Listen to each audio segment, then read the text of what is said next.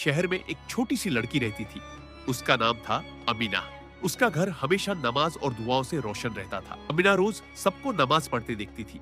उसने कभी रात की नमाज मस्जिद में नहीं पढ़ी थी। एक दिन शाम को जब सूरज ढल गया और आसमान सुनहरा हो गया, अमीना की माँ ने कहा, बेटी चलो आज ईशा की नमाज मस्जिद में पढ़ते हैं। अमीना खुश हो गई। उसने अपना सबसे अच्छा हिजाब पहना और माँ का हाथ पकड़कर चल दी। जैसे ही वे मस्जिद पहुंचे, अजान की प्यारी आवाज आई। अमीना का दिल सुकून से भर गया। मस्जिद के अंदर सब लोग इकट्ठा थे। औरतें अलग नमाज पढ़ रही थी और मर्द अलग। अमीना अपनी माँ के साथ सफ में खड़ी हो गई।